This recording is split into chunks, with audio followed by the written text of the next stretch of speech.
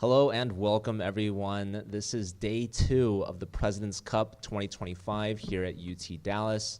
This is the third and final round. My name's Joe. I'm joined once again by the lovely Brian Escalante. And before we get started here, I want to give a quick shout out to the Chessable Research Awards. So check out this video. Do you want to add to your resume and earn up to $1,000 too? Chessable Research Awards are for you. Head to chessable.com/research_awards and apply today. The application is 10 questions long and some questions are easy, like what is your name and what is your email address? Application questions also ask you to tell Chessable about a chess-themed research project that you want to begin or about chess-themed research you're already doing. Past winners' topics include detecting chess cheaters and scuba diving in chess. Applications are due by May 15th and winners will be announced on June 15th. If you win, you will work with a faculty member on your research, then submit a blog post about what you accomplished. So what are you waiting for? Start your application today.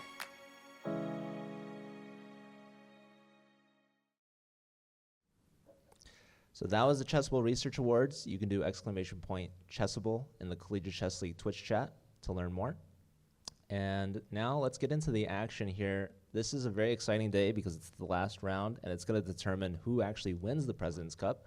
So let's take a little recap and look at what happened yesterday in the standings.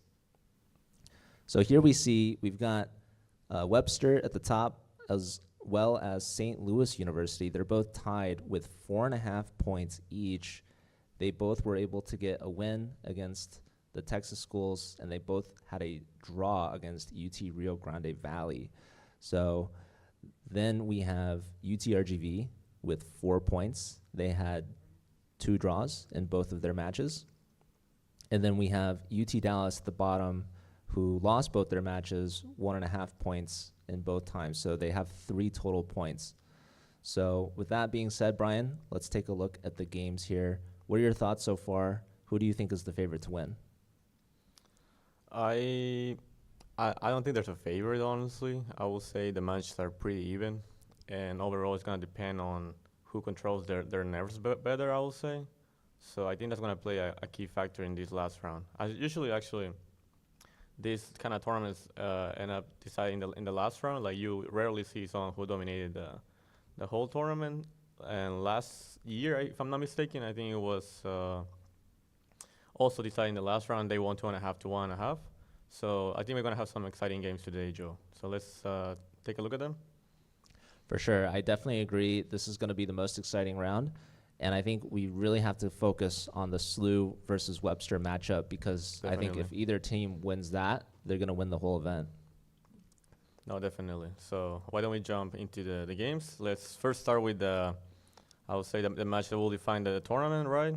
Webster against SLU. Let's look at the first game. We have, with the white pieces, playing for SLU Grandmaster from the Netherlands, Robbie Kevich-Pili, who had an amazing day yesterday, right? He scored 12-2. And we have Harsha Baratakoti, who, if I'm not mistaken, lost both games, right? I think he lost against Dudy and McAvoy. And so today, I would think his mission from his coach will be like, no matter what happens, try to play solid and go for a draw, especially playing against someone who scored 12-2 the last round. Or who knows, maybe he took a risky approach. So let's jump into the game. So Robbie started with E4 as he usually does. Harsha plays C5, Sicilian. That's his usual style. Knight F3 and E6. I think as I was preparing against Harsha 2 years ago, I remember I think he most often not plays either D6 or Knight C6 on move 2, and this time maybe he was trying to surprise his opponent a little bit. D4, pawn takes, Knight takes, Knight F6, Knight C3, Knight C6, and Knight DB5. Interesting. What do you think, Joe? Do you play this line, by the way? So I don't personally play this line, but I believe this should still be theory. I think white's trying to plant a knight on d6, so it's very common for black to play d6, preventing that. Right. So here usually what ends up happening is that black plays something like d6, and then we could even transpose to a pelican in this way after bishop f4, e5, bishop g5, a6, and we got a pelican, right? A Shbetsnikov. But in this case, black played bishop c5, which I don't know if it's the main move here or if d6 is, but I actually do play this line with black, but in a different move order. I start with knight c6, knight c3, bishop c5, which is let's say slightly dubious but playable. And then after knight b5, I'll play knight f6. And the main thing to remember here as a white player is not to play here knight e6, which might look pretty tempting, but in reality, of course, black wouldn't take that. Will make the whole idea of bishop c5 useless, as you would just lose a pair of bishops for no reason. But instead, after just king e7, black actually doesn't mind having the king in the center. As after, let's say, something like knight takes c8 or rook takes c8, we can see that black has already developed 1, 2, 3, 4 pieces. White only has one. And not only that, like eventually the factor of the king being in the center wouldn't be so terrible after, let's say, something like rook e8 and king f8, and black should be completely fine with no issues in the opening. And that's why Robbie is pretty well aware of that, so he plays the best move, bishop f4, just trying to control more the squares that have been weakened by the moves of the pawn c5 and e6. Castle, bishop c7, queen d6, and bishop d6. I remember analyzing this, and I'm not sure if Harsha has something special in mind here, because from what I remember, it was mainly a game where black will slightly suffer during the whole game, while white will constantly try to push. But who knows? Maybe they have something in mind where black equalizes, or at least black has pretty good chance for a draw. Maybe that was the strategy that the Webster coach had for Harsha in this game. So after bishop takes, queen d8, long castle, a6, knight e4. Yeah, I would say white has just a slight edge in the opening based on the weakened dark squares, right? And especially now that we have traded the dark square bishop, I think white should have just a comfortable position for the rest of the game. What do you think, Joe? Yeah, this definitely feels comfortable. I think Robbie is a favorite in this with the white pieces. Definitely. I think he's comfortable. I think he's a very confident player, especially considering that he's the only player that has a perfect 2 out of 2, and he's playing against someone that is 0 out of 2. So I liked your comment about Webster's coach, and we actually will have Grandmaster Liam Lee joining us on broadcast for an interview later today. So that'd be a great question to talk to him about, and I'm really curious if Harsha can bounce back, especially against a player that's so strong. Yeah, it will be pretty interesting to have the insights from a former War Rapid champion, right? And maybe he can tell us what was the strategy for this match. But yeah, so far, I do agree that Robbie is the favorite to win this game, especially based on momentum too. I think momentum is pretty often underestimated in chess. How you've been doing in the tournament can also affect how you play in the next rounds. And so it's not only about rating; it's also about how confident you feel in the rounds. So yeah, I think at least for now, I will say Robbie is pushing, and probably will try to keep doing it for the rest of the game. So why don't we jump to the next game, Joe? Yeah, let's check it out. Who's playing on board 2, Joe? Board 2 should be Butzerin from SLU, and we've got Lazaro Bruzon Batista from Webster. Correct. Lazaro with the white pieces. Last round, he won a comfortable game with the white pieces against Balaji from UTD. So today, I will think that his role in this match is with the white pieces to be the scorer, especially given his experience and knowledge of the game. So he started with d4. Most often than not, he's a really positional player. Knight f6, c4, e6, and knight f3. He avoids the Nimzo Indian. Tambasuran plays d5, knight c3. Lazaro prefers to play a more classical setup than going for the Catalan. Bishop b4, and we have what is known as the. This is known as the what is this known as, Joe?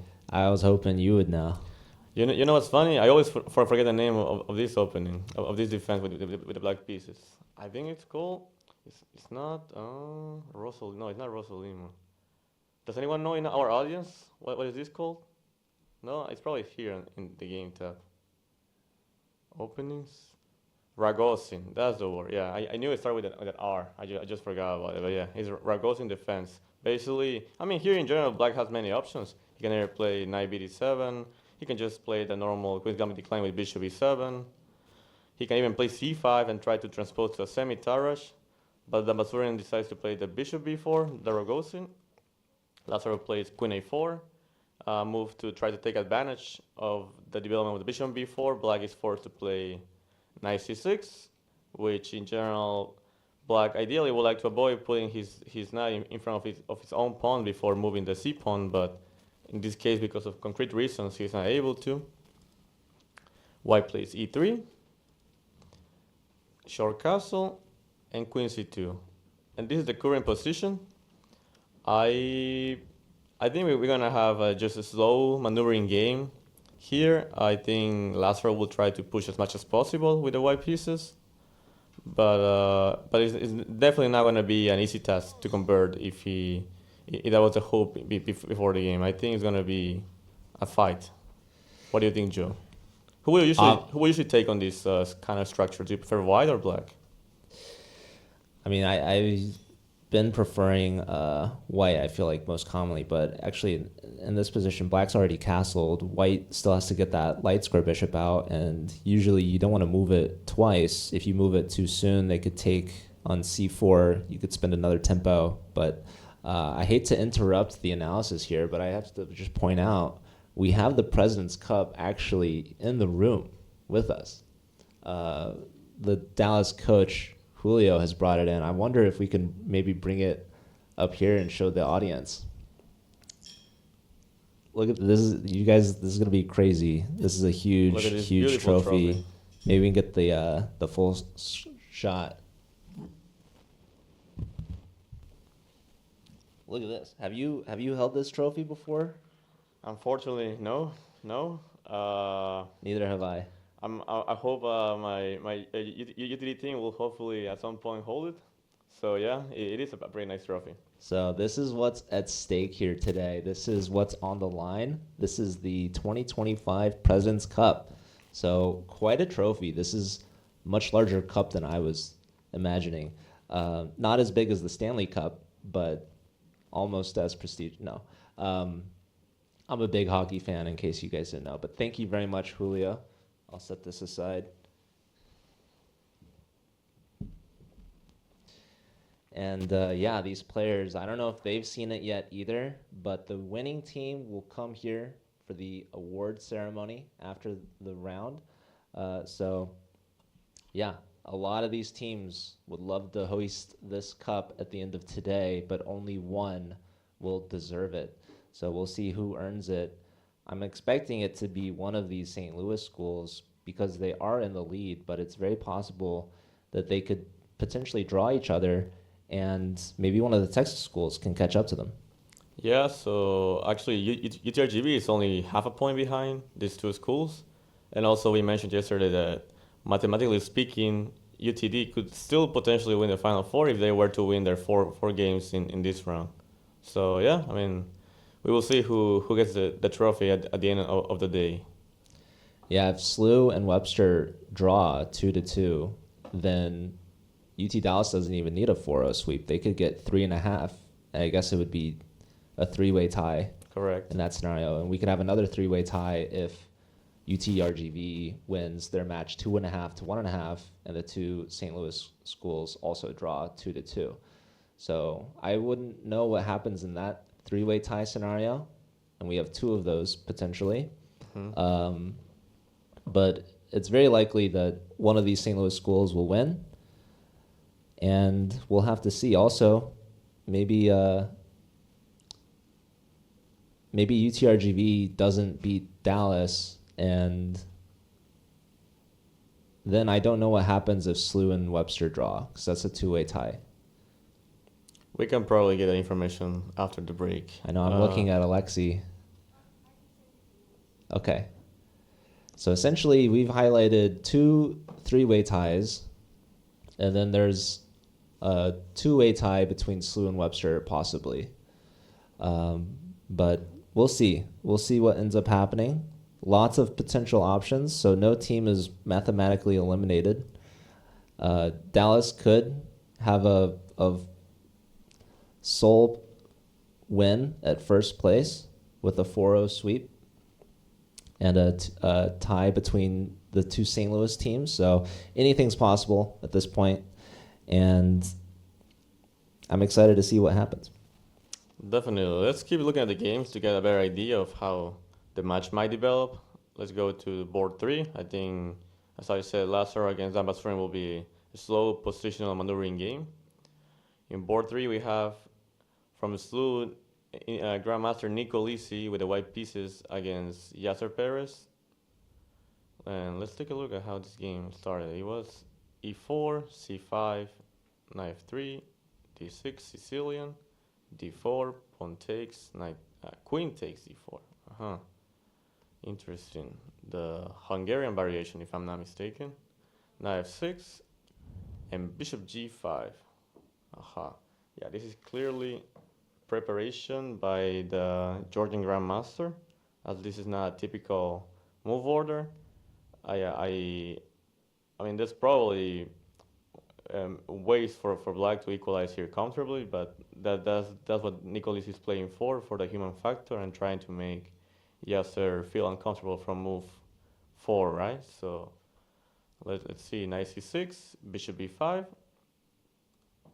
bishop d7, and queen d3. And then usually what ends up happening is that the white tries to complete the building with knight c3, maybe long castle, and somehow argue that the king is better placed on the queen side than on the king side. It's a more risky and sharp approach, I would say, and more ambitious. e6, knight c3.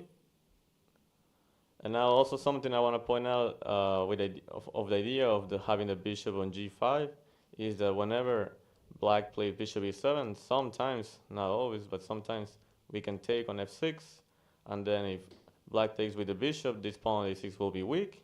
Of course, this is not always such a big deal. If let's say, just to give you an example, let's say bishop e7, long castle, bishop takes. I cannot move. Okay, 1 second. Boom.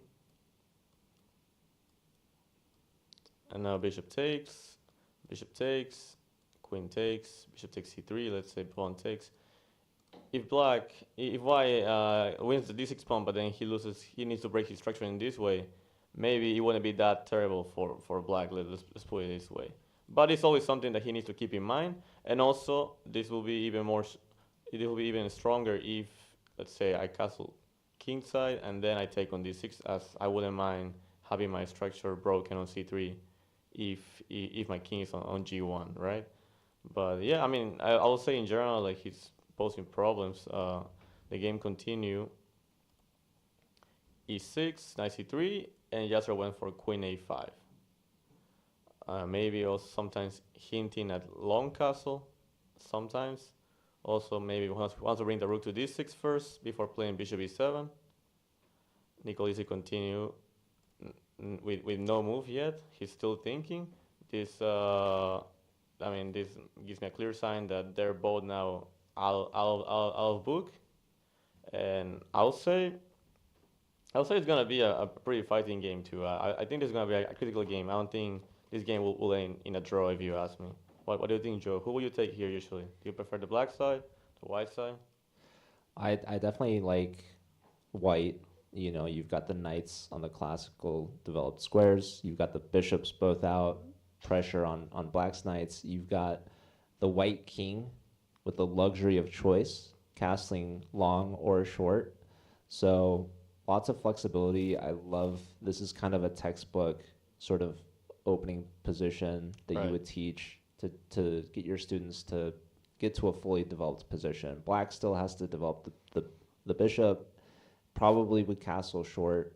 Um, Not sure if I would want a castle long without a c pawn, but black also has some flexibility here, so still very early on in the game.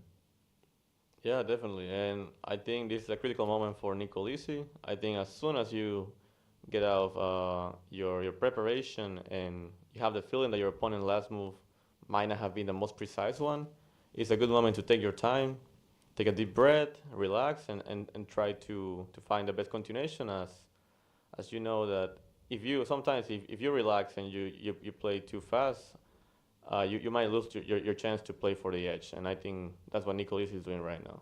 So yeah, I'll say this seems like a very promising game for white. It's as same as Robbie Kibic really in board one. So I would say the two blue boards with the white pieces have taken full advantage of their white pieces on the last round. So I think so far they are the favorites. Let's take a look at the last game of this match. Tianqi won against Emilio Cordova. Emilio with the white pieces, higher rated player, also scored 1.5 out of 2 yesterday. Will probably try to put some pressure on Tianqi Wang. So he started with knight f3. Emilio usually plays the reti, d5, g3, bishop g4, and bishop g2. Typical moves in the reti, c6, and h3. Emilio quickly defines, asks Tianqi what does he want to do with the bishop on g4. Tianqi's like, just give me that knight. Okay, I'll take it back. Knight e7 and d3.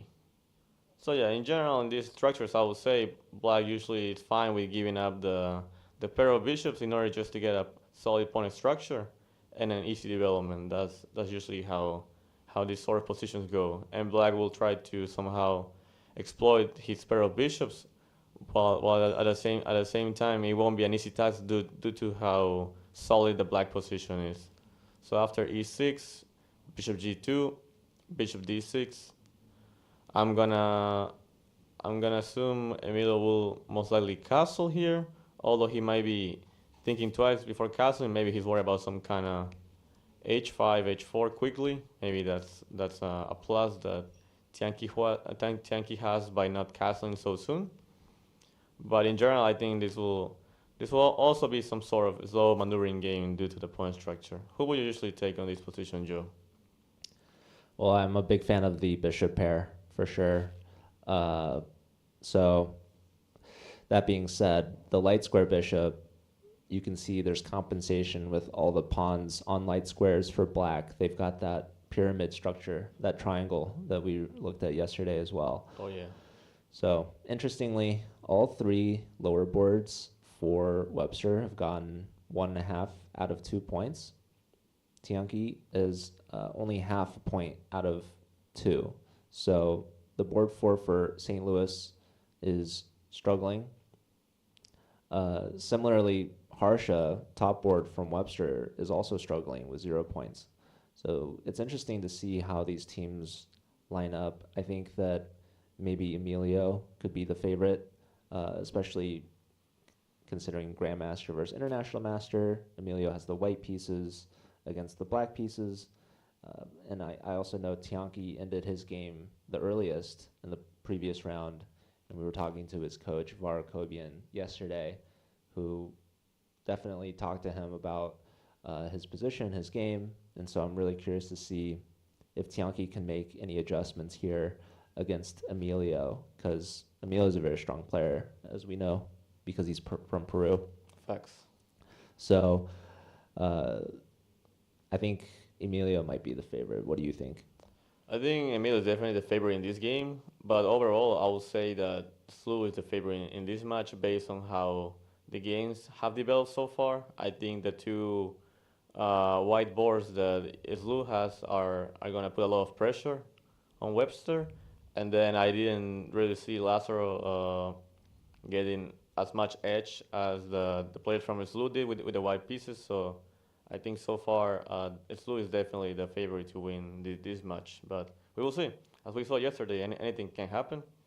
I think nerves play a big role in these kind of matches. How long can you keep your focus during these sort of intense games? So yeah, it's gonna be an incredible fight during the whole match. So I think that's it for the top match. I think we can move to the next match. What do you say, Joe? Yeah, so today we've got the St. Louis schools playing against each other, and we have the Texas teams against each other. We've got UT Rio Grande Valley against UT Dallas, the hometown team. So let's check out board one here. We've got Gleb Duden versus Ivan Skitko. And I think Gleb's also, he's been on that top board on the live feed. So we see him and Ivan going at it currently on the camera. So let's take a look at how this game started. Yeah, I think Glenn won his first game and then lost the second one, while Ivan lost the first one and then he took a rest in order to come back stronger in the next round. So Dudin plays the Reti. Ivan, instead of playing Stianki with bishop g4, he plays with bishop f5, another normal setup. c4, e6, and d3. As you can see, there's some resemblance with the London structure, with having the bishop out to f5 and then playing e6, d5, and c6. I would say in general, this is a pretty solid setup, and usually if white doesn't do anything concrete or fast in the opening, black tends to equalize pretty comfortably. That's why Glenn plays quickly c4 and d3, and probably has some idea in mind. Let's take a look. Ivan took on c4. I would think this is part of his preparation. Pawn takes, queen takes, rook takes, and knight bd7.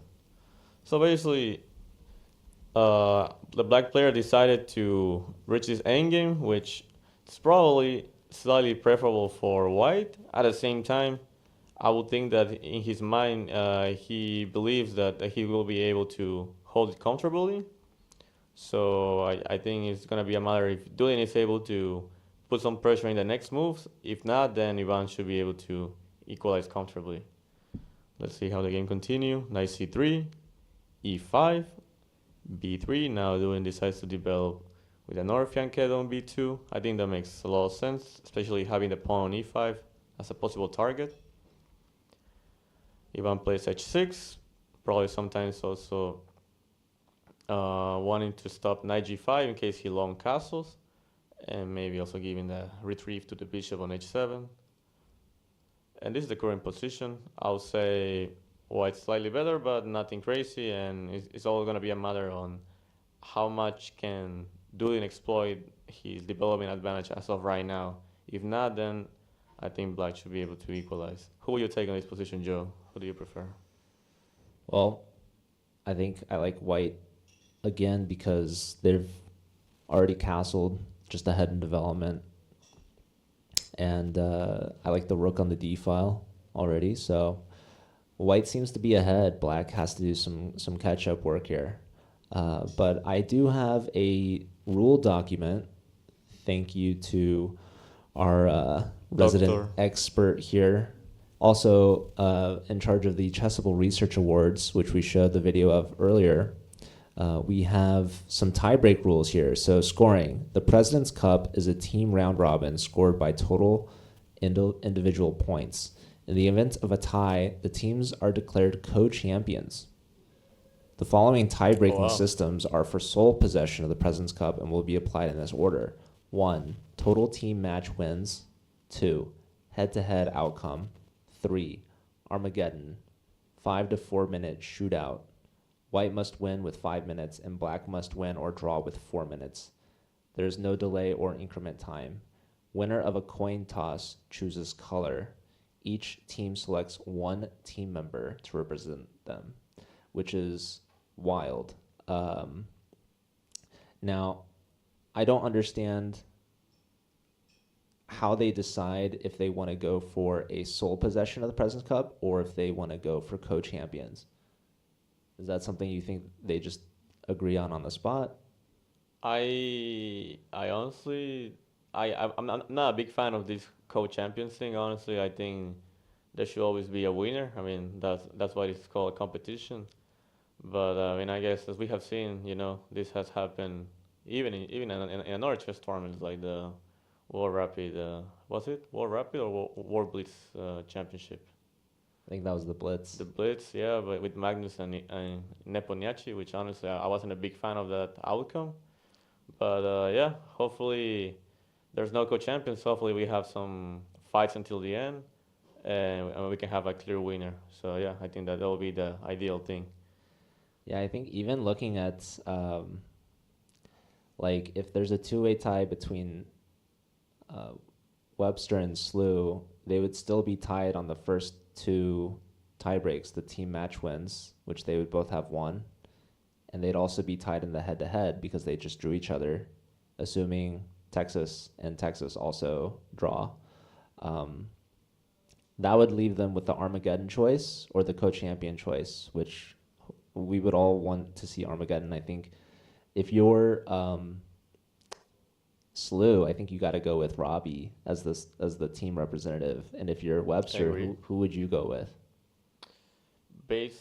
I think it will depend on this last round. I will say usually, I think in recent years, Yasser has been the usual scorer for Webster, so I would think mainly him. But I mean, it depends on this last round, right? Like let's say if Emilio scores like 2.5 out of 3, then could be him also since he has some good skills in blitz. So yeah, I mean that's something we will see if it actually happens. Like we actually don't know. What if Harsha's 0 for 2 right now, but if he beats Robbie and they're tied, you think you go with Harsha? No, no, No? not really. I think I mean I haven't seen him play in blitz, but I'm aware of the other two, Yasser and Milo being better at blitzing, I think, and also they have a better uh, performance in this event. So I will go for either of them, in my opinion. But yeah, I think it's time to move to board two. What do you say, Joe? Yeah, that sounds good. So on board two we have from UTD with the white pieces, International Master Andre Macove against Grandmaster Sean Rodriguez, who, if I'm not mistaken, I think Andre scored 1.5 out of 2 yesterday, and Sean, I think he got 1 out of 2. Sean had two draws. Correct. And so today, Andre once again with the white pieces will try to put pressure. So he starts with his usual E4. Sean plays also his usual Caro-Kann, D4, D5, and E5. Sean decides to go with C5. The other main option is to play with the bishop on F5. But in this case, he plays with C5, and Andre takes on C5. There's many ways to play here. There's also knight F3, if I'm not mistaken, but d takes C5. It's also completely fine. E6 and Queen H5. I'm not an expert on this line, but I would think that this is an, let's say, not the main move, and a no move that Andre played with the idea of surprising Sean. Let me take a look at the clocks. I don't think I have the clocks time here, but I would think this is a big surprise for Sean, especially considering the fact that Andre is 20 minutes up on the clock, and that's gonna play a huge role. And let's see how the game continues. Sean played knight d7, knight f3. The main plus of getting the queen out to the battlefield as quickly as this way is mainly to put pressure on the king side as soon as possible. G6, Queen G4. The queen had to lose some tempi, but at the same time black is weakening his dark squares. And now Sean is thinking. I think he understands that it is a critical moment for him. He might end up in a pretty bad position out of the opening if he's not careful. And I think those 20 extra minutes might play a big role later on in the game. What do you think, Joe? Do you ever play the Caro-Kann? Who will you take on this position? So I don't play the Caro myself, and against the Caro, do you want to guess what I play? Fantasy variation? I do. Me too. Let's go. Wow, okay. Yeah. I learned it from Danya, You mean Daniel Naroditsky? of course. Oh, okay. I see. Yeah, no, it's I like to play that one too. I think it's a good line, especially for blitz. But yeah, I think I think I would take definitely white here, taking into account the surprise factor and the time on the clock. But once again, I think Sean is a fighter. I think that's his main characteristic, the fact that he's able to complicate as much as possible, even when a situation seems hopeless. So I think we will have a big fight here. Let's go to the next game. Joe, who's playing on board three? Board three, we've got Jose Cardoso, who's actually the point leader for UTRGV, and we've got Gustav Chatterjee. So Gustav, this is actually his first game in the tournament, and now he has the black piece against Cardoso.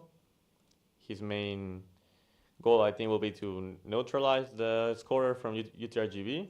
So the game started with d4. Usually Cardoso plays d4, knight f6, c4, e6, and knight f3. Cardoso doesn't want to go for the Nimzo Indian, which Gustav plays pretty often if he gets a chance against knight c3.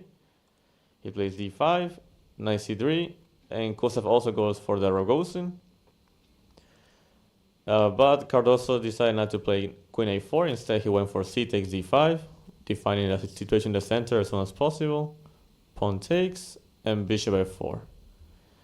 I would say this is a more common approach, just trying to develop his pieces, get his bishop out of the pawn chain, then playing e3, and just gain a game, basically.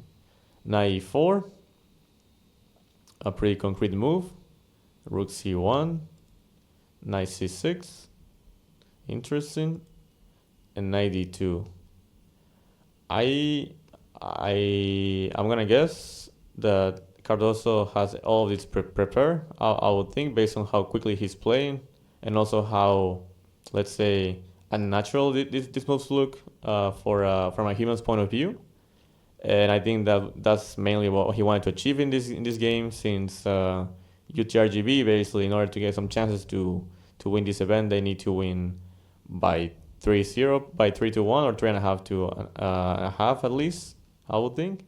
So I think this is the good way to do it. I think this was a right approach for the opening. Costa played g5. I would think it's still in theory. Bishop e3 and f5 now, which the computer claims to be a mistake. Visually speaking, I mean, there's no clear way to take advantage of the fact that you're pushing the pawns in front of the king as of right now. But maybe later on that might play a big role in the game. What do you think, Joe? Are you a fan of pushing your pawns in front of your king? Because I am, actually. I definitely like the aggression. I like the attack. Hmm. I think it shows they're in it to win it. So, yeah, look at White's pieces on the back rank. The king is very far off from castling. You have to push, like, the g pawn. Your dark square bishop is about to be trapped. So I like the aggression here from Gustav. He's really taking it to Jose. Jose, as I said, point scorer for UT Rio Grande Valley. He has 1.5 out of 2, which is really good. And UT Dallas, as you pointed out, they've been shuffling players around. Balaji Dagopati had 2 losses yesterday, and so is subbed out for today. Corollas also had a loss in the second round. So the point scorers for Dallas, it's been Andre McAvey and Aditya. So they're back in it.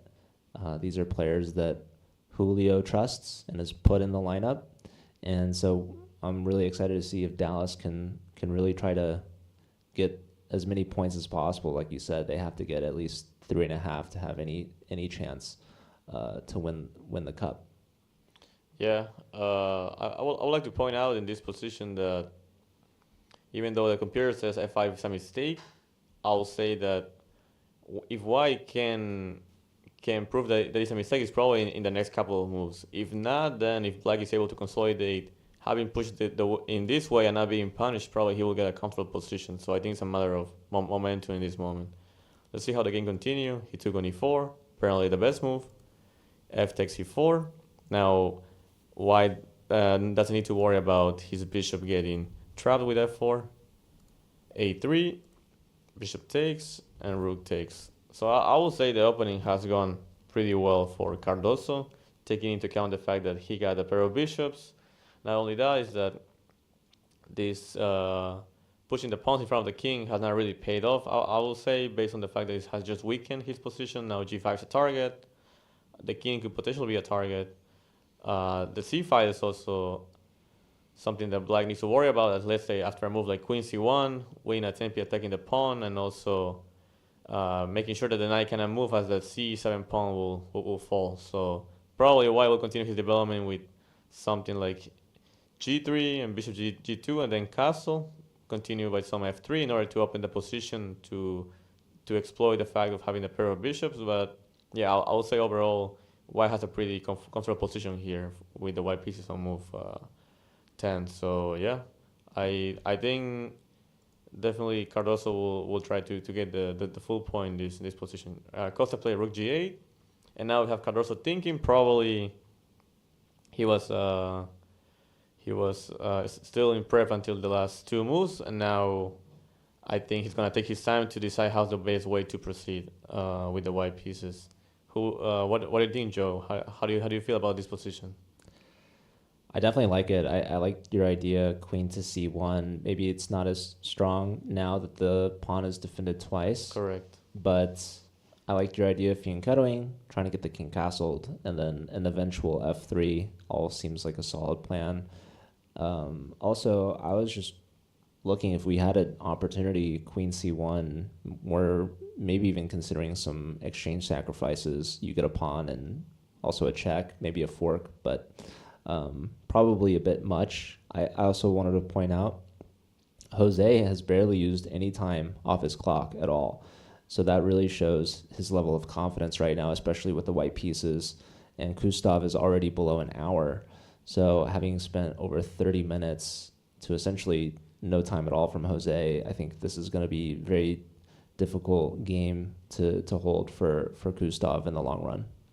Yeah, especially mentally speaking, it's pretty depressive to have a bad position out of the open and be down half an hour on the clock too. I think that's a sign that everything went wrong in the opening. So, but still, like Gustav is a fighter. I think he will try to hold the position as much as possible. I don't see him winning this game, honestly. I think Cardoso will try to push, and then Costa will just try to hold and neutralize his advantage. But yeah, still a fight to go, definitely. We have a lot of game left. And then let's take a look at the board 4. Who do you have here, Joe? So this is Aditya, who's a fan favorite here at UT Dallas, who's also, as we said, one of their top point scorers with 1.5 points out of 2. And Jacob Fuss coming in for board 4 of UT RGV. He lost in the first round. He got subbed out, and now he's subbed back in. So International Master on board 4 with the black pieces. Also looks like a slight time edge for white. What are your thoughts so far on how this game started? Let's take a look at the initial moves, actually. So Aditya plays his usual e4. Usually tries to get the initiative as soon as possible. Another Caro-Can, e4, c6, d4, d5. So we have 2 Caro-Cans on this match on boards 2 and 4. Aditya also goes for e5, but Jacob deviates and plays bishop f5. He doesn't play c5, as Sean did. Knight f3, the most common move, e6, and bishop e2. Aditya just plays the classical approach, and usually what white tries to do here is just claim that he has a little bit more of a space advantage, while black will try to say, I got an improved version of the French by having my bishop out of the pawn chain, So that's why he plays c5 now. As we can see, this is compared to a French, this is a supposedly improved version. At the same time, the bishop can also be a target, let's say, to be captured by either knight h4 at some point when the queen moves, or also getting the knight to either g3 or e3. So c5, short castle, knight c6, c3. As I was saying, this typical pawn structure that we have in the French, only difference with the bishop out. Bishop g6, Bishop e3, white just completes his development. C takes d, and c takes d. I'm not a big fan of taking on d4 that quickly. I'm not familiar with the theory completely, but in general, the reason why I don't like taking on d4 right away is because it gives white the extra option of playing knight c3, which I think is a good square for the knight in general. So, but this all might be theory. So they can continue knight g7. And as I was saying, as soon as white got a chance to play knight 4, now that the queen is blocked, he played knight 4. Also, some way stopping the knight from going to f5, as there white can decide if he wants to take on f5 or trade the bishop. Most likely take the knight, I would think, because let's say after a move like this, taking on g6, we'll leave this beautiful knight on f5, and not only that, we'll bring the rook into the game suddenly. With some ideas with queen h4, let's say sometimes even. So that's why he took on f5, bishop takes f5, and knight c3. This is what I was saying. That now the knight has this beautiful square on c3, bishop e7, and now Aditi is thinking he has 20 extra minutes on the clock. I think I would say the opening was had a good outcome for him. And we will see how he puts pressure on Jacob as much as he can. So as once again, they need to win by a big margin in order to have some real chances to fight for the title. So yeah, I agree with you, Joe. I would also take here the white pieces. So what do you think of the two matches so far? Well, we got two Caros in this one. I was wondering if maybe the players could take a look at each other's boards and see some move ideas. But actually, I was gonna ask, can we get a full screen of the playing hall camera? Because it looks like we've got a close-up zoom of this board actually.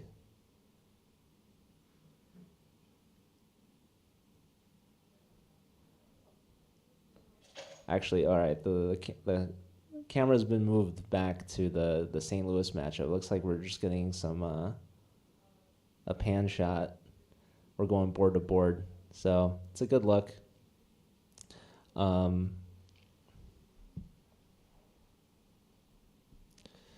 Actually, we're going to be expecting the UTRGV coach, No, so Bartek, we're gonna have both the Webster stopping by. coach and the UTRGB coach.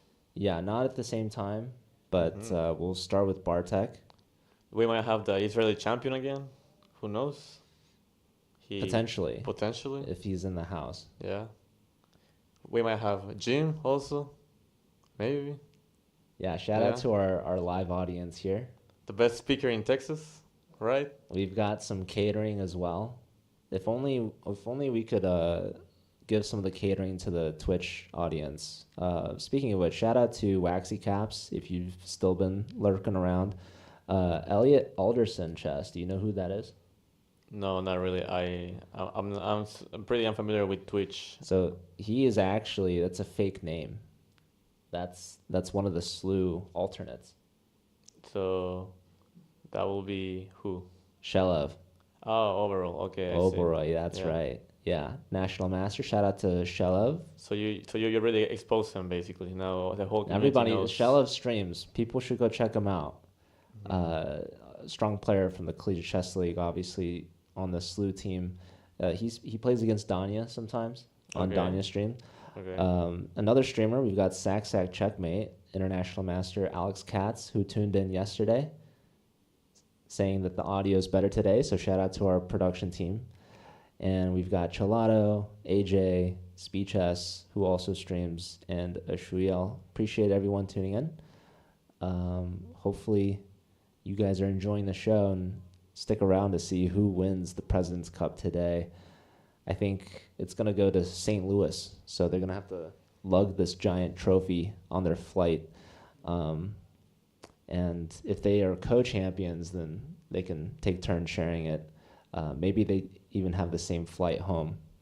Maybe one of them keeps on the weekends and the other one during the week, But I honestly, I prefer if there's only one champion. I don't like having co-champions, honestly. Yeah, I think another thing they could do is they could cut the trophy down the middle. They could. I wouldn't advise it, but they potentially could, Especially in Peru, some of them maybe they will try to sell it, to get some money. But yeah, in the U.S., people don't do that, I think if they're tied just between the two of them, we will likely see an Armageddon, is my guess. But if there's a three-way tie, I have no idea how they could do an Armageddon. I think what happens in that case is that they just do a round robin between the players, right? I mean, they play each other.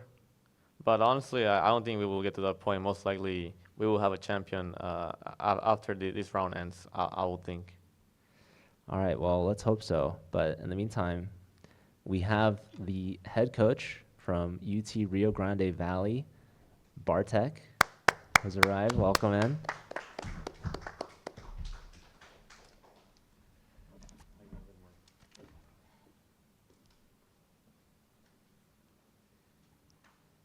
Hello, Bartek.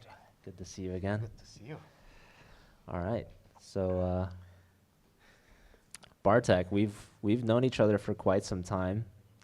How long have you been the head coach of UT Rio Grande Valley? Since 2012. Okay, and how long have you been in Texas? Is it the same time? The same time. Yes, the Okay. same. And how far is UT Rio Grande Valley from here in Dallas? About 1 hour, 10 minutes flying. Okay. So are you glad that it was here in Texas as opposed to St. Louis? Oh yes, I'm glad. I'm glad not only for because of the travel, but also because of the level of organization. Dallas always organizes Final Fours, President's Cup on the highest possible level. We saw it last year. It was really great, and this year is even better. All right, and I know UTRGV actually recently hosted Pan Am's. Was it last year? There were Pan Ams hosted in McAllen. No, it wasn't this year, but we were not really as UTRGV organizing the event. It was some local community members, chess in Brownsville and in Edinburgh, in Rio Grande Valley is really, really popular. Like in Brownsville, every school, every elementary school, middle school, high school has a chess program, which doesn't mean it's mandatory to play chess, but if you only want to play, in your school there is a chess program. So this is really, really great. And those scholastic tournaments that are organized in Rio Grande Valley, in Brownsville, they are really massive. There are so many participants. Before COVID, I calculated, like 1 year, what's the average number of participants playing in those local tournaments. They are even not championships, just tournaments that take place every second, every third week, and they are organized by the district of school district of Brownsville. And the number was 602. So this is like really, really big number. Because of that popularity of chess scholastic chess in Brownsville, and because of the success of UTRGV collegiate team, Brownsville was named the Chess City of the Year by the US Chess Federation some time ago. So yes, as for the popularity of chess, there is only one region when there are more games being played of chess than in Rio Grande Valley, and that's the New York area. So in the United States, we are on the second position. And Brownsville is a small city, 200,000 citizens. Wow. So that's speaks a lot to the growth of chess. And also, I think you guys are doing a great job, especially at UTRGV, growing chess at the collegiate level. Obviously, playing in Pan Am's, qualifying here in the President's Cup. You also have potential chances at winning the President's Cup still. And I also wanted to shout out the UTRGV team that competed in the Collegiate Chess League, most recently getting third place just last weekend. UTRGV also won a Collegiate Chess League championship. I believe that was against... I was going to... so here's a fun fact about Bartek. Not only are you the coach, but you've also competed in the Collegiate Chess League for the University of Warsaw, and you guys made it to the finals. But that was a few years ago, and yes, we did. That was during COVID times. I competed. We lost the final match to you, Chicago. Yes. Although after some fight. So I remember it was like 2-2, 4-4, 6-6. So the match was very, very close. Unfortunately, we lost the fourth match. So, what degree were you studying at the time? My PhD in physics. Okay, and so you were both playing and coaching at the same time? Yes, as UTRGV back then we didn't play in that semester the collegiate league, so I decided to play as the University of Warsaw And when UTRGV won the championship, was that also against U Chicago? against U Chicago. Yes, so they twice in a row U Chicago qualified to the finals. One year they won against uh, my University of Warsaw, but then my team as UTRGV already defeated them. Took So revenge. yes, exactly. And now, if we focus on the President's Cup, you've made some lineup changes recently. We were looking at these games. Can you walk us through that process? What do you uh, use to make that sort of decision? Or do you also talk to the players and see some input from them? Yes. So maybe before we focus on the President's Cup, let me also mention and thank you, Joe, for organizing that collegiate league, because this is an amazing thing, and it basically rose out of nothing. There was nothing happening in the collegiate chess, and you are the one who took it very seriously. The league has grown so much, and now all the top teams are participating there. St. Louis University, UT Dallas. We know next year Texas Tech will join the league. UTRGV has been playing already like many semesters, and we are very happy with it. So Oh, thank you so much for doing so. thank you very much. I appreciate that. And I think Texas Tech joining might be news to me, actually. So this is live. Um, I have talked to Onishuk. I think actually Texas Tech has had their club compete sometimes.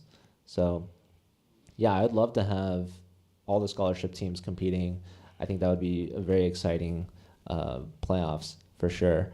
And then also, I have to give you some credit as well because I know you've been helping organize some FIDE University championships in the past. We organized, I was the tournament director of the FIDE World Championship. It was in 2001. So the University of Texas Rio Grande Valley organized it. There were many participants, against about 1,000 in the Blitz Championship, about 1,000 in the Rapid Championship.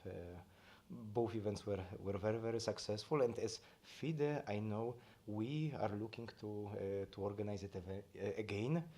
And who knows, maybe it's also a good idea if Collegiate Chess League and FIDE can cooperate and make the status of your event even higher as some official championship. Yeah, I would love that for sure. And it's really nice to have uh, a lot of people working together to come to a common cause of growing college chess. So appreciate working with you, Bartek. And I guess now we can maybe take a look at some of these games for your players. Sure, absolutely. So that's a game of Jakub Fus. It's a Caro-Kann, and Caro-Kann is a very solid opening for Black. White is always somehow slightly better, but Black is very solid, and that's the main idea of this opening. White has several plans right now. You can try to play some Rook C1. You can also try to play G4 F4, which looks scary for Black. Actually, it's not that great. So Black can play f5 or f6, both moves are possible. f5 typically leads to some closed position if White plays g5 at one point. F6 allows f5, so this looks even more scary. The thing is, it's nothing really, nothing bad for Black. Black plays bishop f7. The bishops hold the entire position, so this is not scary. So I would say objectively maybe White is slightly better, but overall Black doesn't have a reason to be worried about the position. Okay, and this is obviously your board 4. Board 4. We can go to board 3 to see. So this game is developing very well for my student, Jose Cardoso. He's a freshman at UTRGV. So we saw a very popular opening. Bishop f4 is not really a typical move in those situations. Bishop g5 is the main move. but it looked like UT Dallas player Gustav Chatterjee, he didn't know exactly how to respond. Knight e4 is considered a good move. Rook c1, knight c6 also is considered a good move. Knight d2, g5, that's also how they play. But f5 probably is not the best reaction, and we could see it very clearly in the later stage of the game. So knight c3, bc3, bishop d6, probably that's how black typically responds to that. f5, it looks good, kind of you want to play f4, so looks great. The thing is after knight e4 and d takes e4, f takes e4, f takes e4 happened in the game after d4, white wants to play d5. And you can try to counter with f4, but white will play bishop d4. And then after knight d4, queen d4, the rook and the bishop are hanging, so black has to take on c3, probably castle. But this position looks better for white. Black king is very weak, white can play bishop c4, the pawn on c7 is weak, so the position should be better for white. That's why this f5 is probably not a good response. F takes e4 happened in the game, but now black is not threatening to play f4 any longer, so white is safe, and after a3 you don't have a good even square for this bishop. If you, for instance, come back to d6, the pawn on d5 is hanging. If you go to e7, I think this queen b3 looks very well. Like, how are you gonna defend d5? You cannot develop bishop to e6 because b7 is hanging. You don't really want to come back to f8 with the bishop. If you go to a5, at one point white will play b4. This bishop on b6 will be out of play. So black decided to take on c3. Maybe I would have still played bishop a5, but already the position of white is better. So what white wants to do is to play some queen d2, probably provoke h6, then play h4 or g3 and h4, and white will be better. Yeah, that's a very promising position for Jose, and Jose's been getting a lot of points for UTRGV, and you mentioned he's only just a freshman. So are you very proud of his performance so far? And he's got a very promising position here as well. Oh yes, yes. I'm very proud of recruiting him. The fact that he agreed to join our university. We met each other at the World Championship in India. Last year I took my students there, my UTRGV students, and one of them, Gleb Dudin, our leader, was the one who lost the game to Jose. And I said, aha, okay, so let me recruit Jose then. And Jose agreed. We talked for a while, and eventually he arrived in Brownsville in January this year. So maybe you can give us a little bit more insight on the recruitment process. So obviously, having met the players in person, you see their performance is also very good. How do you convince a player that UTRGV is the right place for them? You see, some students contact me because they know already about the existence of our program.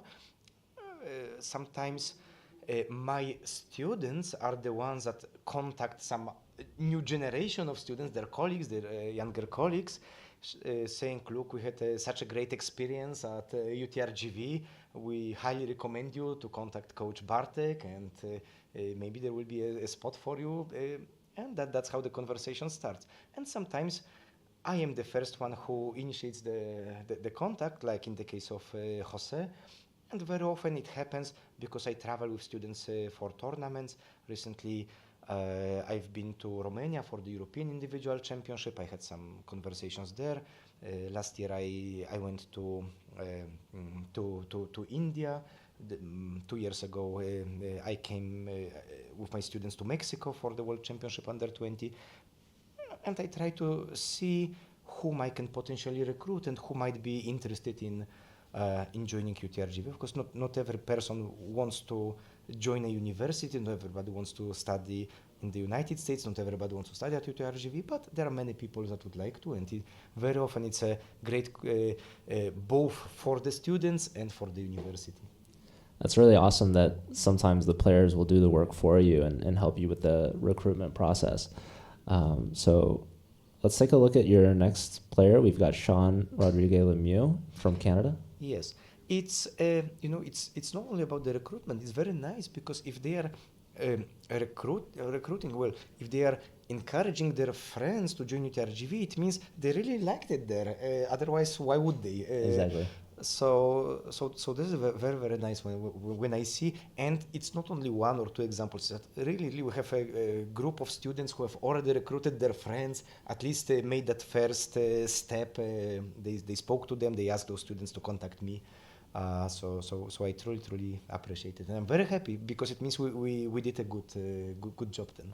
Yeah, it speaks to your level as a coach and as the captain really of the chess program at UTRGV. So if the players are recommending it, you know you're doing a good job.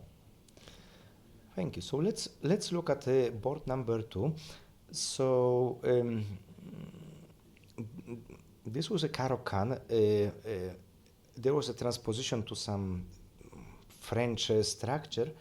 So white played d takes c5 and black played e6. This is known theoretical line. This queen h5 is not really a typical move. White can play bishop e3. There are other moves possible. Queen h5 not really. a3 was another possible move. So like a3, bishop c5, queen g4. Such lines are more common.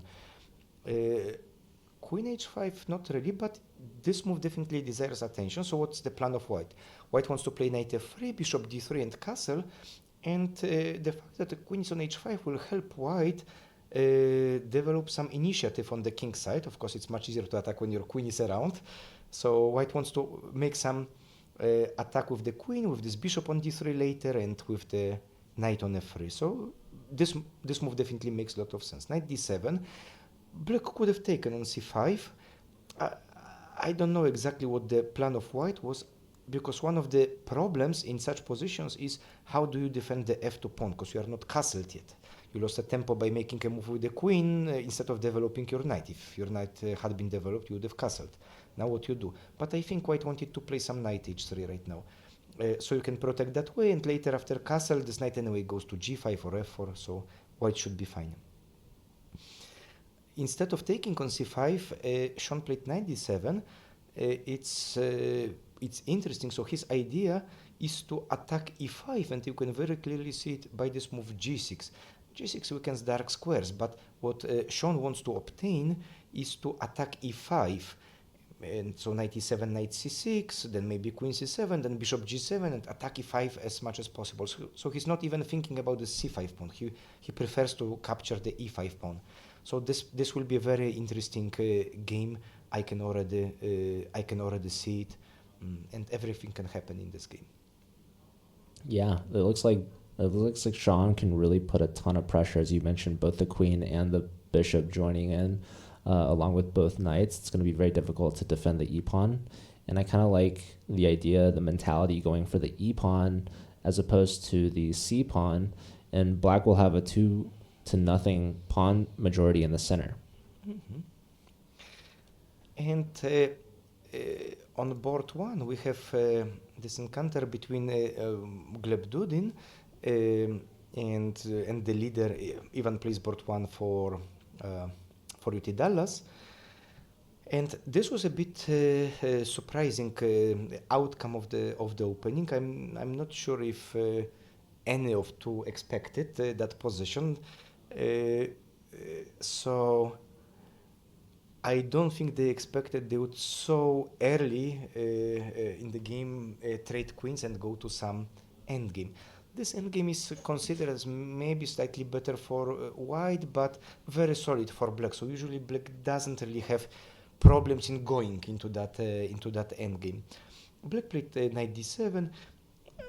Sometimes black plays bishop c2 at this stage, or in this moment bishop c2. So the idea is, if white plays rook d2, then you can't develop the bishop.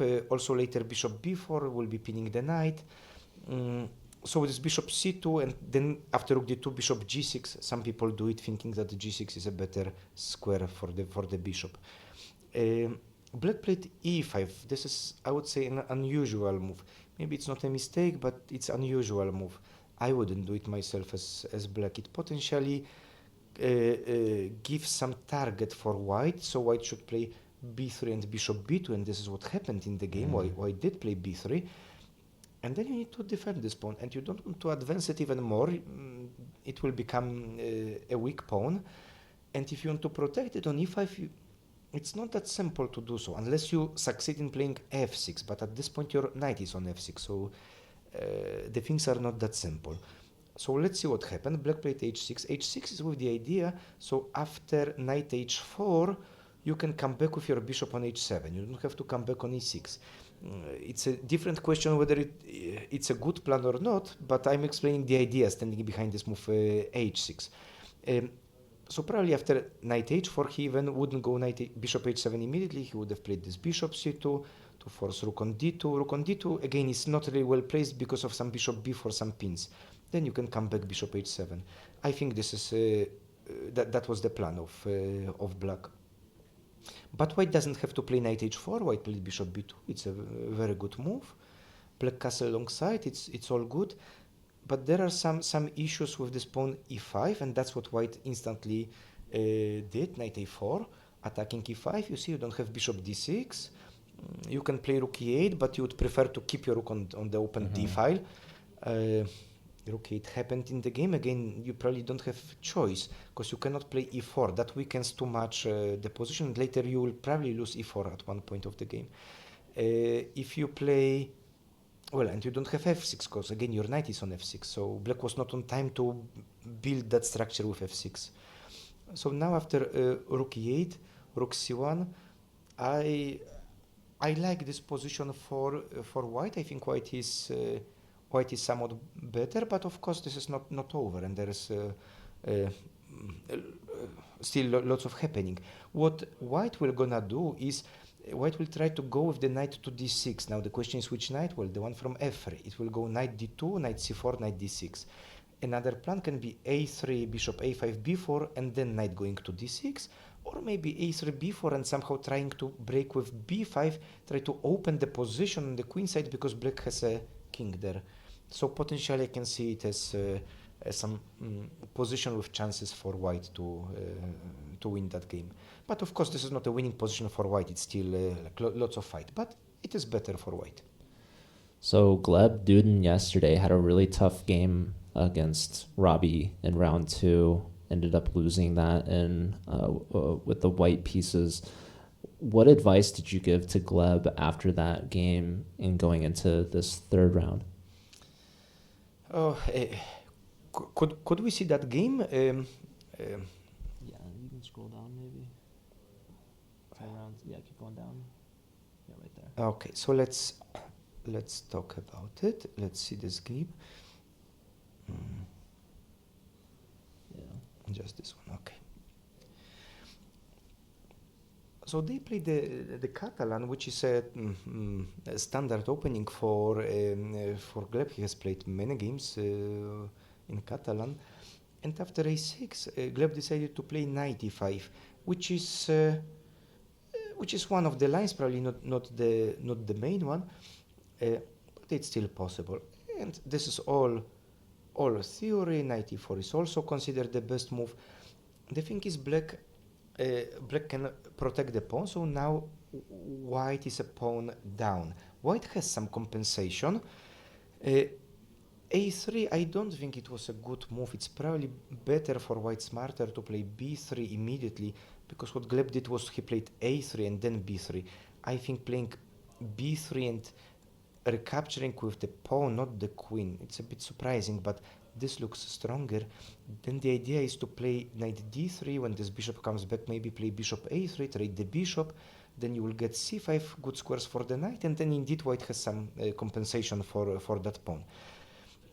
Gleb decided to play a3 and then b3, and I don't think there was enough compensation. So Gleb decided to be like very ambitious. He sacrificed a pawn for a compensation, but probably the way he did it wasn't very precise. So I don't think white has enough compensation right now.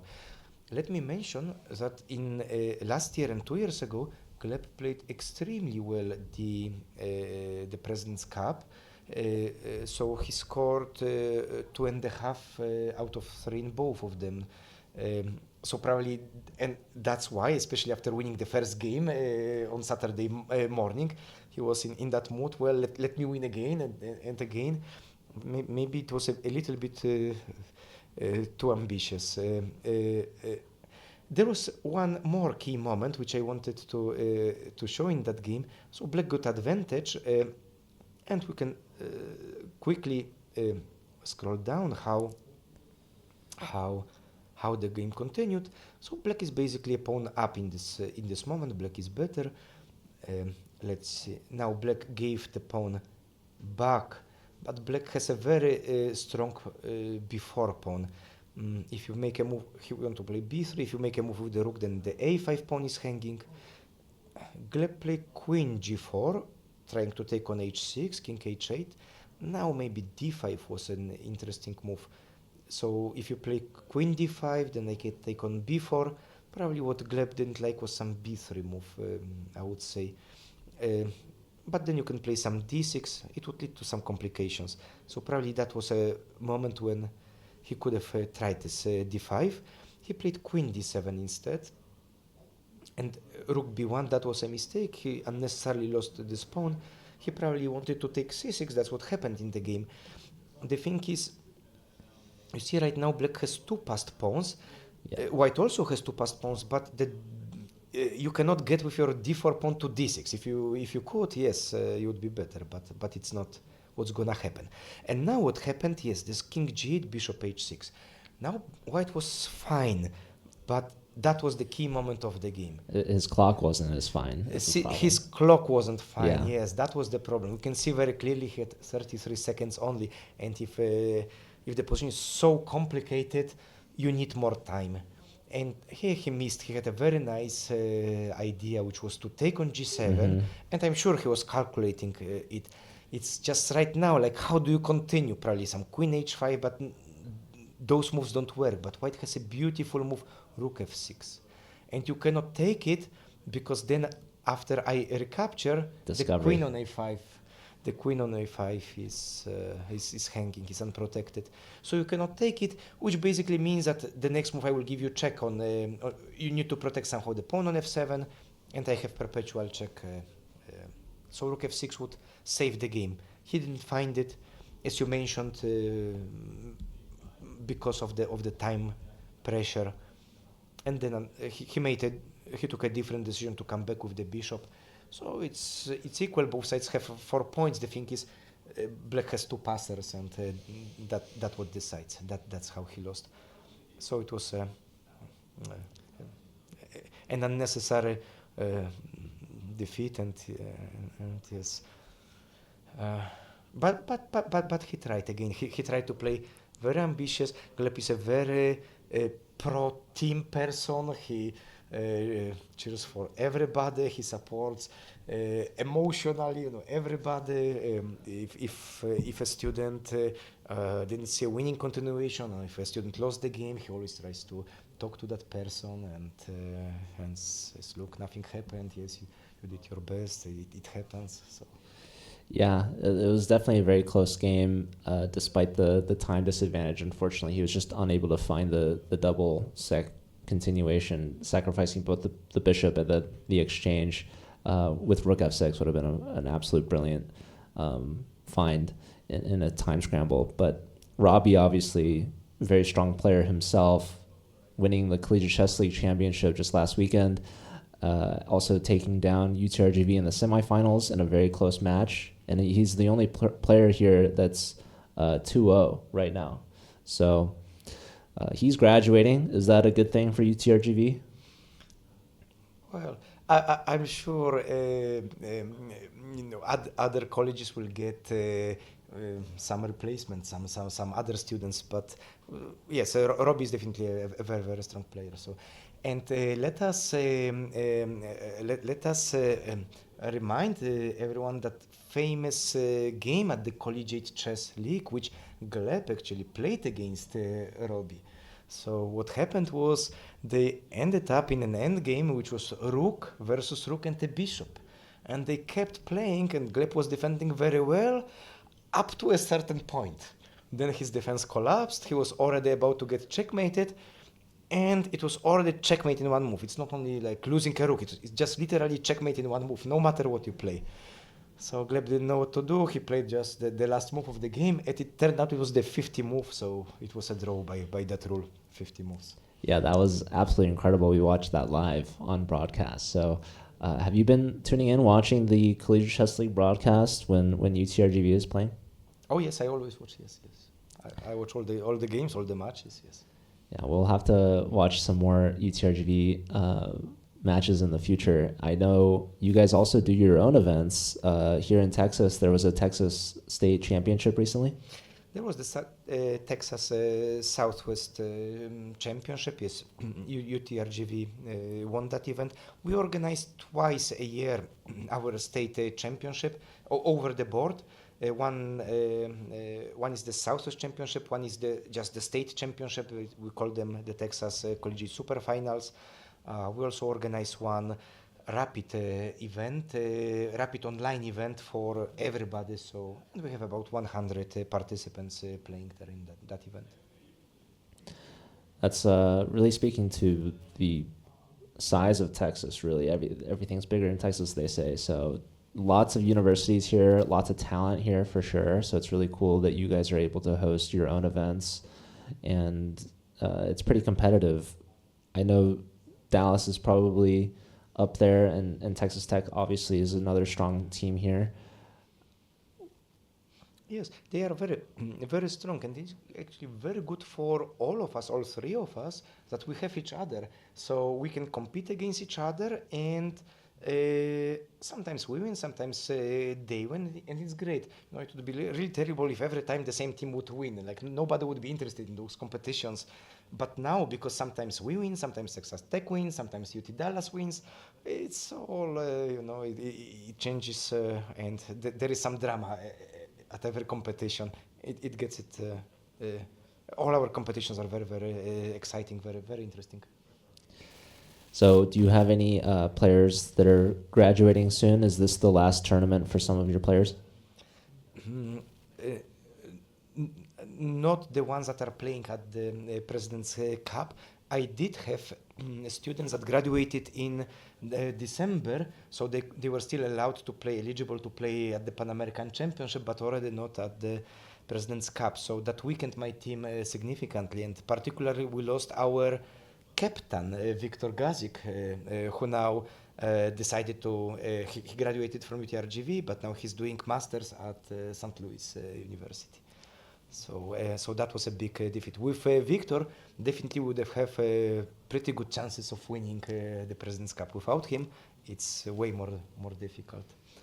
Well, Victor also can't play for St. Louis because he didn't play at the Pan Ams. Yes, he will probably play for St. Louis next year, and those will be tough matches. Does it help that you kind of know his prep a little bit, that you've influenced him? Do your players have a lot of experience playing against him? No, it probably works both ways. He knows our team, he knows our students, he has played hundreds of practice games against them, and our students know him. So probably it's a bit different situation, but I would say it's more or less equal for both sides. Another UTRGV player from the past that I remember being very strong is Camille Dragoon. Oh yes. Do you know what he's up to these days? He lives in Austin. I have a bunch of my students who graduated from UTRGV living in Austin. Andrei Stukopin is one of them. Vladimir Belos. Both of them were members of our team that won the national championship. And Kamil lives in Austin, so they are all together working in chess academy, while doing also some other things. I have Yannick Kambrader, another player of UTRGV. So looks like my students like Austin, like Texas, and they stay there. So they stay in Texas? Yes. That's awesome. I'm getting insider information that there's the Austin Grandmaster Academy. Yes, that's exactly where they are. And I'm very happy for them that they are so successful, both as chess players, but also as chess organizers. And also they work, they have regular jobs, they do other things. That was really a great team with Kamil, with Vladimir Belarus, and with Andrei Stukopin, UTRGV. So since 2018, UTRGV has been the most successful team in the United States. We've won 3 times the President's Cup, and none of the other teams has won it even twice. So in this case, yes, we are number one, thanks to those guys. That's awesome. So you guys have a standard of excellency at UTRGV. All right, well, we do our best, and we also have great support coming from the leadership of our university. As I had already mentioned, chess is really big in Brownsville in general, in the Rio Grande Valley, but also we get big support coming from the president of the university, and like lots of people are very much supporting the chess team at all kind of aspects. Within the division we have lots of support. Professor supports the chess team. Like there's a really big, so chess is like a big thing in Brownsville. that's awesome. And I wanted to ask, you have an alternate potentially that we could interview, maybe Iken Oznir? Yes, Ekin is already there, and he's already waiting. I just saw him walk in, and Yes. Iken actually, I think he's one of the most underrated players in the Collegiate Chess League. What's it like to have a player like Iken as your board four? Oh, he's our joker. You know, if we don't, if I don't have, if our matches are equal, then yes, board four decides, and that's Ekin. That's his job, and he's always doing really well at the Collegiate Chess League. And you've noticed that already. I also heard you mentioning Ekin a few times, and you said that Ekin was your favorite board four player out of all of them. And this is true. Ekin is really great. First of all, he plays very fast. He sees a lot, so he plays very well rapid chess, and he's very good in online chess as well. So it's a great combination. Yeah, so maybe if he's ready, if you want to sub him in. John, All right, thank you, it's my Bartek. pleasure. Of course.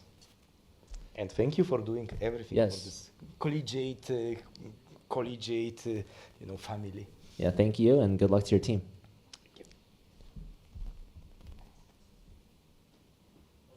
I think we're bringing in Iken. So this is one of the players for UTRGV, one of Bartek's students, and also player in the Collegiate Chess League, as well as has played here at the President's Cup, Iken Oznir. Hi. All right, welcome, Iken. So you got a lot of fans here. Do you have anyone at home watching, maybe tuning into the broadcast you'd like to say hi to? I wouldn't think so, but if anyone watching, hello. So Iken, tell us a little bit about yourself. Where are you from? I'm from Turkey. I'm 21 years old. I've been studying in UTRGV for 3 years now. I'm studying computer engineering there. And I've been playing chess for 16 years. I'm an international master. And yeah, it's like... Can you speak a little closer? to the mic? Oh, okay. Yeah, sorry. All good. Okay, so you're from Turkey. You're an international master. How long have you been playing chess? It's been like 15 or 16 years, I think. A long time. Okay, and do you plan on getting the GM title soon? Hopefully, I'm trying, but It's hard, right? yeah. Okay. Yeah, it's definitely not an easy thing to do. I'm sorry, what year are you? I'm in junior now here. Junior year? Yeah, Okay, so you have yeah. 1 more year, Yeah. and you're studying computer science? Computer engineering. Computer engineering, Yeah, okay. Yeah. That's awesome. And how long have you been in the States? Just the 3 years? Yeah. I came here for studying, so it's been 3 years. Do you think when you graduate, you will stick around like some of the other UTRGV alum, maybe going to Austin? maybe, I don't know. Like I still need to graduate first. Of course. Engineering is a hard field, so I need to accomplish that first. But yeah, So you played yesterday, and I Yeah. believe you had a draw. yeah. I had a draw against Tianchi. And so Today. when it comes to playing today, did you have a conversation with Bartek, or did he just tell you he wanted to have someone else play, or how did that decision happen? We had the conversation before the tournament. Jakub was in the European Championship for 2 weeks before here, and it's a long tournament. It's a 2-week tournament. It's a very hard tournament. He did a very good job, but he was kind of tired. So when I talked with Bartek, he told me he wanted to rest him for a round, and our general idea was that he will play the last round, regardless of the situation. So he lost the game yesterday, but we still trust him. He's still a good player. So we decided that he will play this round too. That makes sense. So you guys kind of have a game plan going in. Yeah. And so you knew you only had one game to play this weekend. Yeah, it seems like that. Like if there was an extraordinary situation, I would play. But yeah, the general idea was that I would only play one round. That was the general idea. And so were you able to put a lot of prep work into that one particular game? Well, we learned the drawing of the colors here on Friday, so I checked some stuff, but it wasn't really easy to prepare, like not knowing the color I would be playing. On Friday night, I put a lot of work on preparation, but well, he surprised me with his preparation, so it didn't really work out for me. Maybe we can pull up the game that you played. Yeah. Scroll down. All right. Yeah, here. Yeah. So at what point were you surprised? So let me go back. When I check his games, and also he was the former UTRGV student. I was a roommate with him. We know each other. As your roommate? Yeah. That's funny. When I first arrived here. So what I was expecting that he will continue with knight f3. That's generally how he plays when I checked his games. But he played knight c3, so I kind of knew that I was in a preparation. So after this point, he played queen c2, and well, I knew the line. He knew the line, but it was somewhat a new line for him. So I was already feeling okay. This is a preparation. I need to be careful. He might prepare something. But well, we pretty much stick to the main line here, and that was his preparation. Which, after this point, I spent some time, but generally it's a well-known variation in general, and his preparation was to play bishop e3 here. That's what he prepared, because I think the main line goes like e6 here. I had few games like this after e6, but he go bishop e3, prepared this, which I think in this position Black has some chances, but I didn't know. I didn't prepare beforehand. I didn't know really what to do, so I took the bishop, and after a queen trade, this is a very equal position that we agreed on a draw. So who offered the draw in this position? Well, he did, but it kind of we both knew this is a very equal position and not many chances to push for both sides. So he asked the question, but it was quite mutual in this position. We knew what was happening. So I think we had Vara Kobian, the head coach of St. Louis University, on to interview yesterday, and he actually walked us through this game. This was a very, very quick game. This game ended first out of all the games in that round. Yeah. He said it was maybe a little early in that there were some chances that this wasn't necessarily such an easy move. If we make maybe just a couple more moves, maybe the recapture. I was thinking f Yeah. takes g6, that was my idea. Bishop takes g5, and well, I didn't check after the game, but I was thinking to play knight f7. And I think this move, I thought this move should equalize for me when I was checking, but well, the engine doesn't really agree with me, so maybe rook e8 might be a move which also. So yeah, maybe he could have tried this position a bit longer. Yeah. It seems more complex than I thought, honestly. Yeah, so maybe there was more chess to be played, but Yeah. obviously Tianki with the white pieces agreed to a draw. Um, and yeah, your team ended up drawing against St. Louis University, Yeah, which I think is a fair result. And I now agree. you guys are half a point behind. Obviously, knowing going into this, UT Dallas has lost their previous two matches.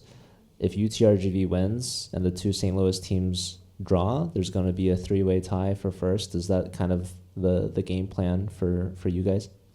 Well, in this point, we don't really know what's gonna happen between St. Louis and Webster right now, so we will see. But the general idea is that we wanna try to get 3 points, so that in the case of a draw, we will get ahead.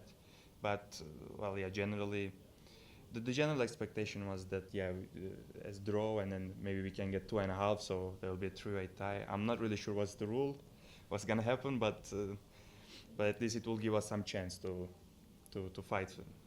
So apparently there's a way to do an Armageddon tiebreak. Yeah, which I never seen in like three three players or three teams, but Yeah, me neither. it So that should would be be entertaining, right? that would definitely be very entertaining. Did you want to walk us through maybe some of your teammates' current games? Do you have let me put you on the spot a little bit. Do you have a favorite teammate? I cannot say that, can I? Oh, you But with Gleb, Sean, and Jose, they're my roommates now, and with Jacob, when we travel, we usually stay together. So like I know all of them very well, but I cannot choose a favorite. Well, Jose, you probably know the least, right? Right. He's the newest member of the team. Yeah. Um, We didn't spend as much as time the others, but he's a very nice guy. You know, he's a nice roommate. and he's very talented. Of course, he's got 1.5 points out of 2 here. He's got a crushing position actually. If we want to pull up his game, Yeah, I'm not sure if Bartek talked about it, but apparently there was a prep. It, yesterday, I think also he got a good position out of the preparation. Now he has the same. I think I was at the tournament hall before coming. I think H4 was played also, which I think is the right move in the position. But yeah, I'm not sure he went through, but he was also telling me that they prepared this line, and Jose knew what to do. Yeah, and hopefully he can convert. yeah. Look at the time advantage as well. Over an hour for Jose and under 30 minutes for Gustav. That's very important, especially on a team tournament, knowing that your teammate is having a good position and he knows that and he has more time. It just makes you more comfortable in your game. Maybe it makes it easier for take a risk, just knowing that in one of the boards, the expectation is to win out of the opening. So hopefully, without a problem, he can convert this position to a win, and well, that might be the win we need to equalize with the St. Louis or Webster, maybe both. Yeah, and so we've got also a good position for Gleb with the white pieces. Yeah. I don't know if it was his preparation or not. We didn't really get to talk before the round, but it seems pretty nice. He will try to push this position. He knows that we need some wins here or there, and now even though like there's a good expectation that Jose will win the game, it will be very nice if he can get +2, and like by looking at the time, I think Sean quite equalized on time, but he was also low on time. I think Jacob is also like low on time, so it's very important with Jose and Gleb with the white pieces to push as much as they can, possibly get a win. That'll be very important for the rest of the match. Do you want to look at Sean's game? It looks like Andre's been playing very well recently. I think he has 1.5 out of 2 points as well, and Sean has 2 draws so far. Yeah, and I have a very bad result against Andre myself. He beat me many times during the collegiate events. I think if we go back a little, I think Andre surprised him with Queen H5 because I know Sean plays a lot of Caro-Kann. I'm sure he had some prep, but I would assume that Andre doesn't really play Queen H5 this much, or maybe never played it before, so he took his time and then tried to figure out what's happening, which I think in general he played nice moves. Maybe here knight c5 might not be the best move, but in general the position is still equal. After preparation he somehow equalized on time, so I don't think it's really bad right now. But I can definitely say he was surprised out of the opening, which is not really nice. He at the time we were expecting actually Andre to play. Like UTD has a very special team that like 5 players, like very similar ratings, and I think all 6 players already played. Yesterday they changed whole 4 boards, so it was hard to. But we were kind of expecting Andre to play today, so we thought that maybe Sean can get a preparation, but it seems fine for now. So Yeah, what do you think Sean should play here? I honestly don't know. It's a hard position. I think if the queen moves, you expect bishop to f6, right? Yeah, but also trading the bishops now, it feels kind of weird, like, because f6 and d6 there are some weaknesses on the dark squares. I feel like bishop e7 should be fine, but computer didn't really like the move. It's a tricky spot, right? Because Yeah. the dark square weaknesses are very apparent. If you trade bishops, then you have those dark square weaknesses present.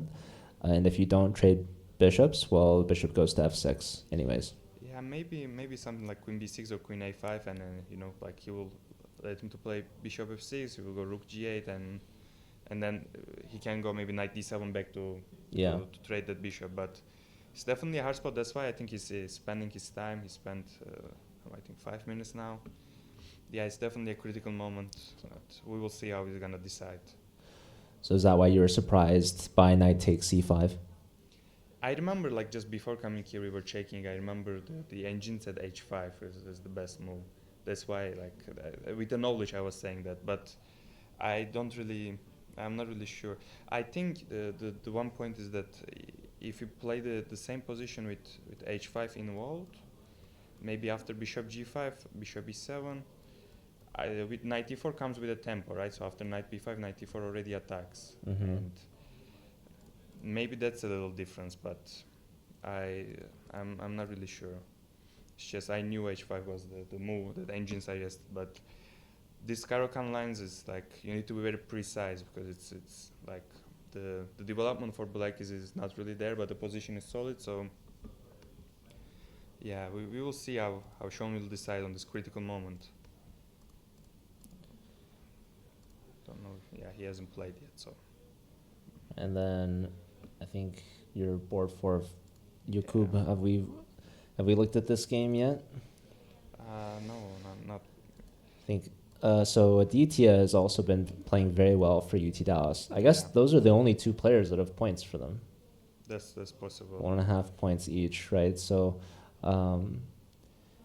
But he's a really good player. I know that they played this year, maybe in Houston, and then someone actually beat Jakub on a French, I think. So they already played the game. They kind of knew each other. Samant is new in the US right now, but like it's in the UTD. But I think this was the Jakub's preparation in general. And well, I see the last move f6 before I come here, so I don't know how it really played out, but I think it's an equal position. It's a very interesting position. I think Samant is quite aggressive. He's trying to win. Like he pushed his pawns g4, f4, which weakens the king, but at some aggressive stance he has. But it's an equal position, as the engine suggests. So they have equal times. It'll be interesting to see how it's gonna play out and how it's gonna continue. yeah, I think this is a very big game. Obviously, the Texas teams are rivalries. You guys want to get as many points as possible to take advantage of a team that has lost both the matches so far, and Dallas obviously wants to get a win of their own. Like when having a chance, it's like we need to push as much as possible to get the championship, right? It's not every year we have the possibility to do that, but this year we are behind of the St. Louis teams, but we have a real chance. So hopefully it will go our way, so we can Yeah. actually bring the trophy home. Only down by half a point is really not that much. So, Ekin, it's been great having you. Thank Nice you. to meet you, and congratulations on all you've done. And I'm looking forward to having you back again in the Collegiate Chess League next season. Thank you. Take care.